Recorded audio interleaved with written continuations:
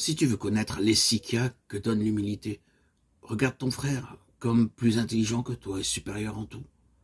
Comme Jésus, mets-toi au pied de tous. Ensuite, attribue à Dieu toutes les bonnes œuvres et tout ce qu'il y a de vrai, de bon et de pur en toi.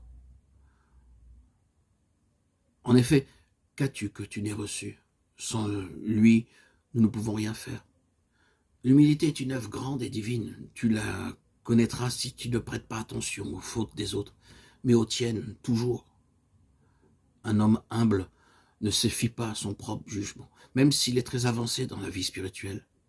Il demandera à Dieu de l'éclairer par la bouche de ses frères plutôt que par révélation directe. Dans ce monde, il n'y a rien à craindre que les flatteurs. Recherche plutôt les gens qui ont peu de considération pour toi. Ils seront beaucoup plus utiles au progrès de ton âme. Ne flatte pas ton frère, tu serais pour lui une occasion de chute. Ce qu'il y a de fou dans le monde, voilà ce que Dieu a choisi pour confondre les sages. Ce qu'il y a de faible dans le monde, voilà ce que Dieu a choisi pour confondre la force.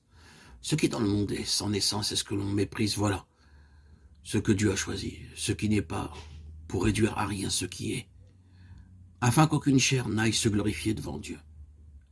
1 Corinthiens 1, 27-30. Les moines doivent être du côté des fous et non des sages, du côté de ce qui n'est pas, de ce qui est compté pour rien, plutôt que du côté de ce qu'on estime. Malheureusement, c'est souvent le contraire qui arrive. Sous prétexte que nous sommes moines, nous attendons le respect et les salutations des gens sur les places, parce que nous portons cet habit, nous croyons mériter leur service et une part de leur bien. Malheur à nous. Si nous ne nous humilions pas, nous ne verrons pas Dieu. Ce n'est qu'aux humbles que le Seigneur se révèle par le Saint-Esprit. L'humilité est cette lumière dans laquelle nous pouvons voir la lumière.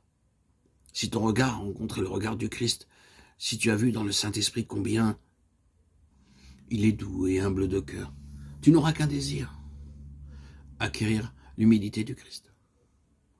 Tu dis, ma vie est pleine de souffrances, mais qui es-tu pour te plaindre? L'argile se plaint-elle au potier de l'avoir modelée de telle ou telle façon? Sois humble, et tu verras que tes épreuves changeront en repos. Le souvenir de la mort t'aidera à acquérir l'humilité. Qu'est-ce que l'homme? Seigneur, pour que tu t'en souviennes. L'homme humble jouit d'une grande paix, l'orgueilleux se tourmente sans cesse. Si tu recherches les sikhas, apprends du Seigneur la douceur et l'humilité. Il n'y a qu'un obstacle à l'amour et à la paix. C'est l'attachement que tu as pour toi-même. C'est l'orgueil. Aussi, on peut dire de l'homme humble qu'il a vaincu l'ennemi. Le Seigneur montra un jour au starets Silouan comme il faut être humble. Il lui dit, garde ton esprit en enfer et ne désespère pas. Il faut descendre plus bas que tous, et là, espérer dans la miséricorde de Dieu pour tous les hommes. Amen. Je vous invite à lire les écrits de Silouan. Ce fut parmi mes premiers audios qui m'ont permis à gravir les échelons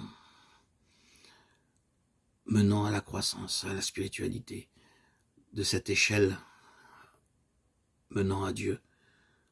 Merci Silouan, merci pour tous tes écrits, comme merci à tous ces hommes qui ont contribué à mon édification.